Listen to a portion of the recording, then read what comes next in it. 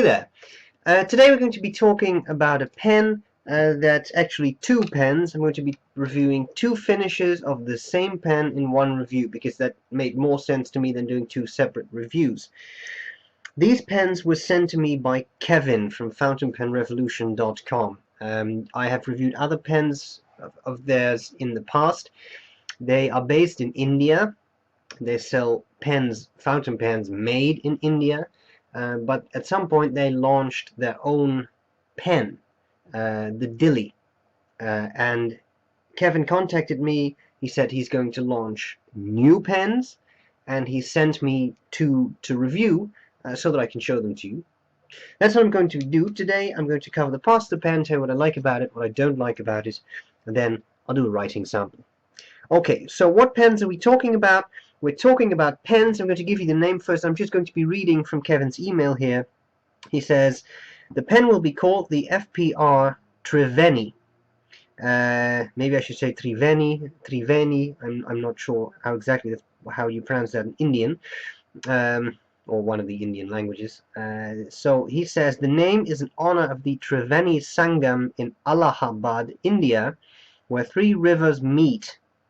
The pen will be eyedropper, converter, and cartridge filled, thus three rivers. Yeah, that makes a lot of sense.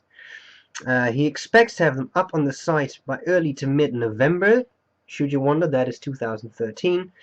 They're in production now, but being handmade, so that will take a little while. He's going to sell them for $38 for the Ebonite version and $45 for the acrylic version. So that's a bit more expensive than some of the pens they have. But, you know, looking at them, I can see how you would pay a bit more for these pens. Let's start with the Ebonite version, and then I'll do the acrylic version. I mean, they're the same pens, they're just different finishes. So, this is the Ebonite version. Many of you, I guess, will be familiar with Ebonite. Maybe some of you will not be familiar with it. It's a type of hard rubber. It was used for a lot of vintage pens, and it's very nice to the touch, very smooth. And it's very strange. It's completely different feel from plastic. I think it has a more robust feel, but a lot of people like it. So, about the pasta pen, top of the cap, you see it's the same material, so that's very nice. I always like that. The whole cap has this nice ripple ebonite material. You get the clip, which is nicely done, as you can see. It seems to be sunk into the cap, and there's very little. I mean, the tolerance there is very tight. There's no ridge you can get your nail behind. So I like that.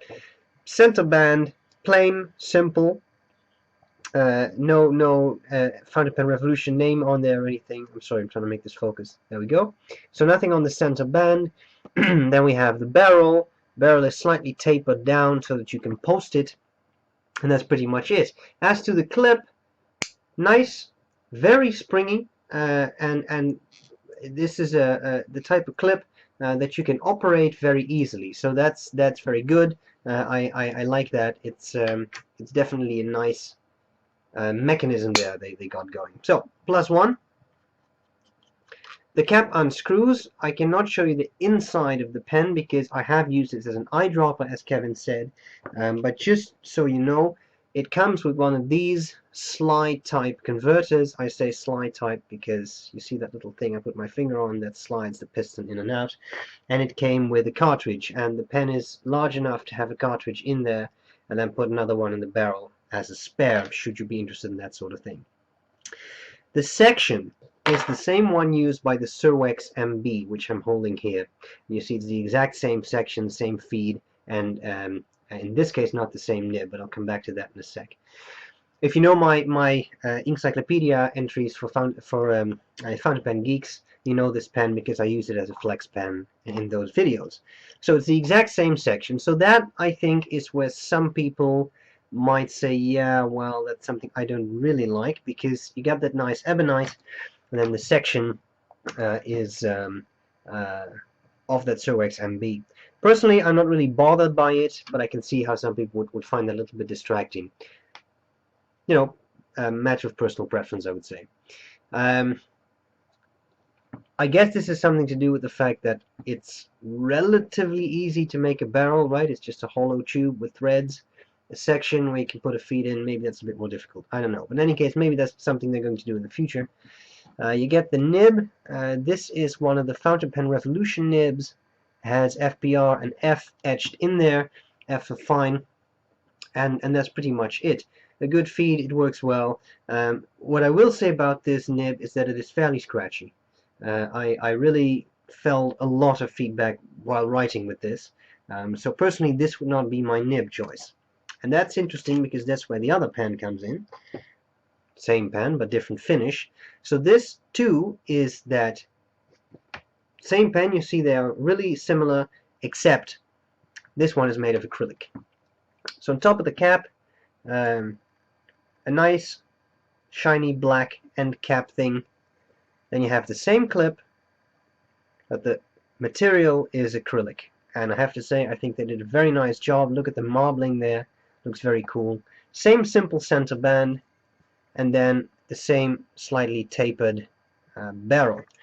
It looked to me like the tapering was a little bit less pronounced on the acrylic version, which is something I think you can see there. The Ebonite version looks to be a bit more tapered down, but maybe that's an optical illusion because of the material. I'm not sure. The acrylic version ends again in a black thing, so you got this black end cap thingy going on there at the end of the barrel, as well as at the end of the cap. Same way to open it, you unscrew it, which is nice. I like caps that screw off because that way they don't accidentally open up in your pocket, should you carry them there. And then you have that same Surex MB section. And this nib has, this is the flex nib that FPR does. And I really like these nibs. And I see a big improvement. So they started with these nibs. This is a flex nib on my Surex MB. And now they have these, which might just be the same nib, but they are a bit more polished, not so matte, and they have FPR and flex on them, which I like. That's a nice touch, and it's actually etched in there. It is not laser engraved, which is something that annoys some people. They prefer etchings. It looks very nice, very clean. This nib I found a lot smoother than the fine nib. So if I were to choose, I would definitely go for a flex nib myself. And should you wonder, the nib flexes, but it is not so soft that it always flexes if you don't want it. So you could perfectly use this as a fine nib without having any flex, I think. Alright, I think that covers the parts of the pen. As I said, I just want to show you that again because the lighting seems to be pretty nice today. Really nice marbling material. I'm kind of sold on this. What do I like about it? What do I not like about it? Well, I think the prices are decent. I mean, Kevin also sells $5 pens. These are more expensive, but you also get a lot more. You get a pen. Some of the I've used some of their, I'm not going to say less expensive, I'm just going to say cheaper pens. They have a very plasticky feel. Now, in all honesty, for a couple of bucks you get a piston-filled pen, so it's nice, but they have the plasticky feel. This feels like it's a whole class up. The tolerances are tight. There are no loose rings. The clip doesn't really move around. There's no huge gap there. They really did well in making this, I would say. So I like that. I like the fact that these are decently sized pens.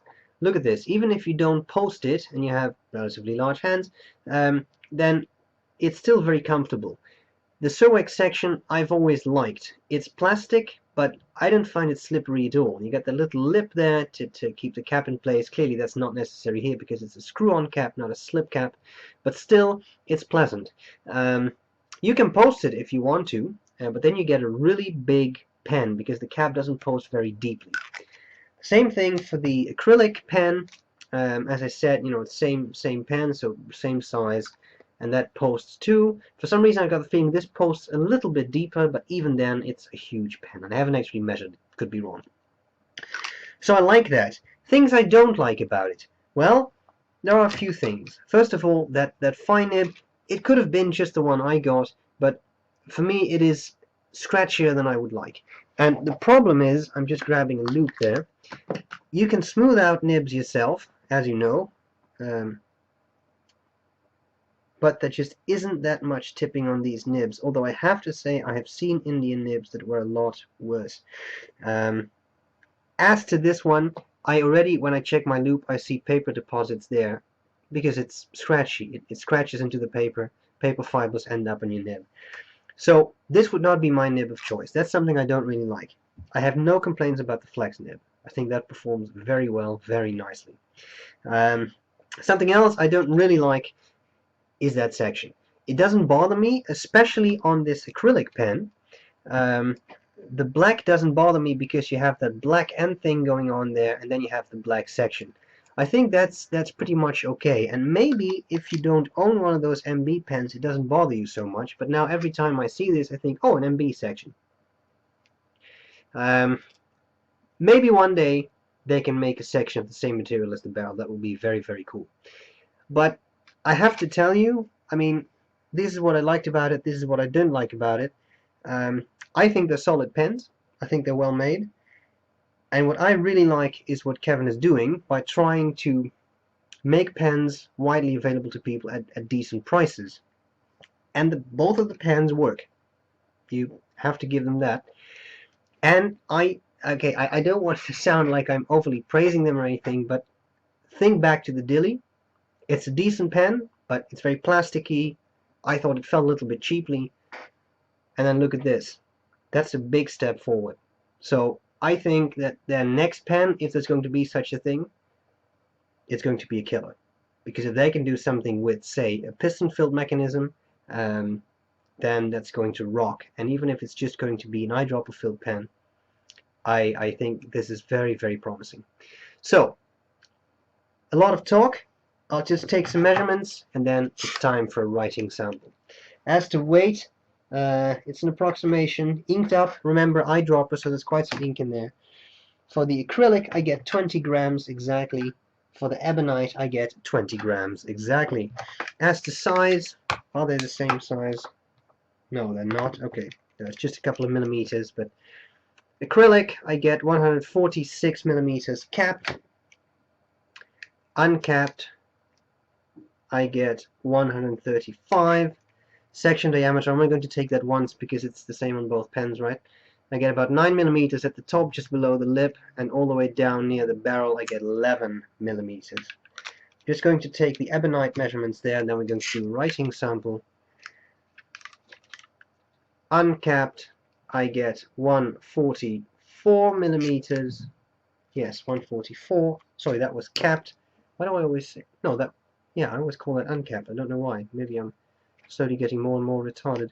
131 millimeters uncapped. That's all there's to it. Kevin, thanks for sending me these to try them out. And writing sample. I hope this was useful, and I'll see you later. Bye bye. Alright, so here we go with the Triveni pens. We have the Triveni and Ebonite. This is a fine nib. The ink is Kaweco Sepia Brown. And here we have the Triveni. This is the acrylic with a flex nib, and the ink is Noodler's Bay State Blue.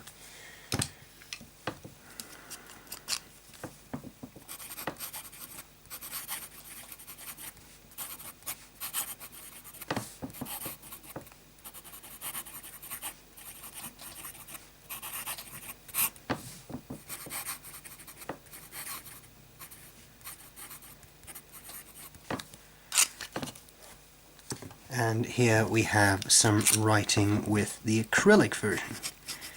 The nib really is a lot smoother than that fine nib. Definitely my preference.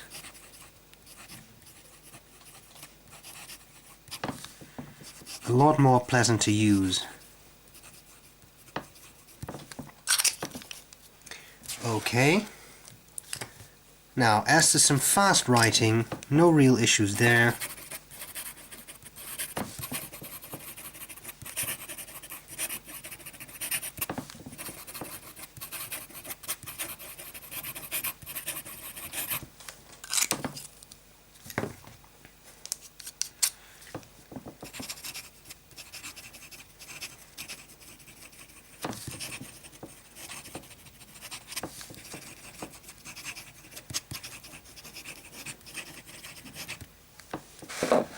Sorry. Wetness. Well, that fine nib is just that, fine. But even so, I think for a fine nib, it's fairly wet. You can see there's some paper fiber stuck in the nib there. You get these wider lines. As to flex, you can see you can actually squeeze out a bit of flex, which I find fascinating because it's not advertised as a flex nib. The true flex nib, which is advertised as such, also fairly wet, but I mean not the wettest I've ever seen. See, that brown was actually a bit wetter. So this would be no pressure. Now when you start to apply pressure, you see that you really get some nice flex out of that, and actually the feed keeps up very well.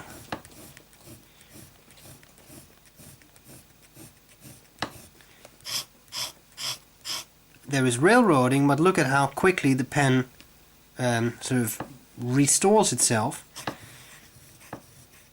and you start to get this again, which I find very, very fascinating. So I really love that.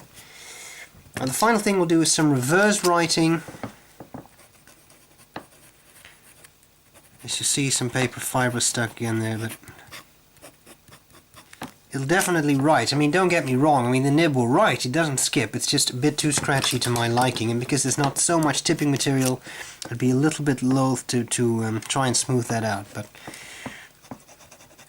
on the flex nib you get some really extra fine writing, and it's fairly dry, but it does work. So, the FPR Triveni pen, Triveni pen, I hope this was useful.